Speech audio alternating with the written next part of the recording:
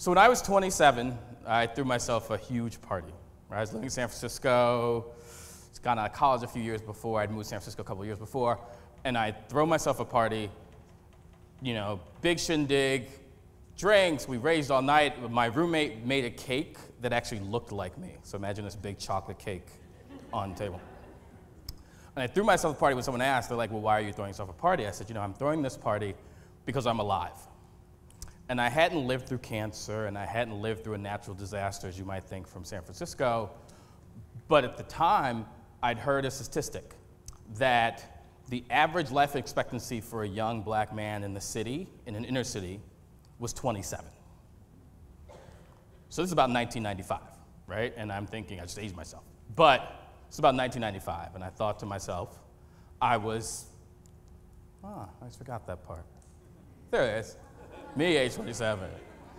And I thought to myself, I'm alive. I need to throw myself a party. I didn't expect to be alive. How did that happen? Well, it happened because of this woman. So I was raised by my grandmother in Harlem, and she was determined that I wouldn't be a statistic, right? That I was going to go to college, I was going to graduate from high school, I was going to live my life and be happy. And so she made sure I went to school. I got a scholarship to a private school in Manhattan. Went to a high school, graduated, went off to college, and then moved to San Francisco. I was a film major in college, some of my college friends are here, and I lived my life, and it was great. And so by the time I got to 27, I was like, shit, yeah, I made it. It was great. She was right, all right? And you would think at this point in time, right, I would decide, you know, you should share this story. You've done this work. You should share it with other people. Share it with other young black kids. Share it with the community.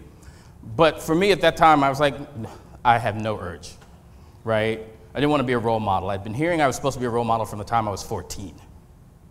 And when you hear that at the time you're 14, you run the other way, right? You do everything the opposite of what it is to be a role model.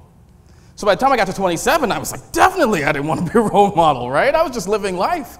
I was going on, I was doing my stuff. But the universe has her way, and you become a role model whether you want to or not. You also become a role model because this woman wants you to be one. So that's right. So I had moved, I went to grad school. I'd moved to Chicago, and I was working in high school in Chicago. I was working for a youth development nonprofit in Chicago, and we went into high schools and we wrote reports about the high school experience. And it was the first time I'd been in high school. I hadn't been in a public high school in 20 years. I had no idea what it was like. I'd gone to a really cushy private school. My friends drove cars. I had no idea what was going on. And suddenly I was walking through a metal detector, and the police officer, armed guards in a high school, and they were searching my bag. And I was like, well, how do you learn? It was like a prison. How do you learn in this sort of environment? How do you get anything out of being in that environment? What are you being told your worth is in that type of high school environment? So this thing started pondering and working in my mind. And then I moved to San Francisco. I went to another youth development organization, and by some lucky chance, I became the executive director of the organization. And we were in a school in Oakland, and I was sitting there, and the teacher came, and I went just to talk and meet the class, and the teacher says, hey, this is actually the guy that runs the organization. And the students in the class looked at me, and one of them actually was like, are you for real? You don't run this thing. And I was like, yes, I did. And that's when I was realizing, I was like, I need to be a role model out of necessity. What was I doing with my life? If I was living, why was I not living for others? Why was I not doing what I was supposed to be doing? So I took some more stock. I started at that time, I went to my organization, I started going to classes. When teachers would ask me to come, I would talk about my experience, talk about moving from Harlem and living in Los Angeles for a while and living in San Francisco. I talk about traveling. I talk about all these things that for many of the students, they'd never seen a successful black man. They didn't know what that meant. And here I was, I had traveled. I'd actually been to Europe a couple times, and they're like, you've actually been on a plane? So I was sharing that experience, and it was really important to me to do that. So I started doing a lot of that and sharing that experience. Currently, I run an organization that's called 826 National, and we're a network of creative writing and after-school tutoring programs. We're located in 7 cities. We work with about 30,000 kids every year. And our goal is to get kids really excited about writing and understanding that writing is a pathway to future success so they can write their own paths forward. We work, and we do this, with about 5,000 volunteers who work with us every year. So these volunteers are coming and spending an hour, sometimes more than an hour, on a daily basis with our students. And our volunteers are coming from every race, every gender. They're teachers, they're doctors, they are mathematicians, they're everything. We will take, if you have a couple hours to donate to us to work with our kids, we will take it. Because the kids need to see role models.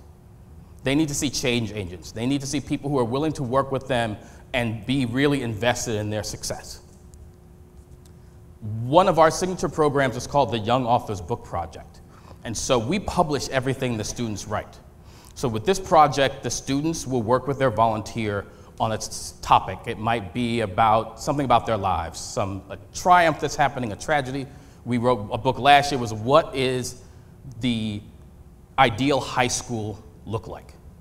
But we write this book, the students work on it with their volunteers, the volunteers are sharing their expertise, they're working with the students, and it becomes published in this beautifully bound book that becomes a testament to this work of this bond that the volunteers and the students do together, and they learn together from it.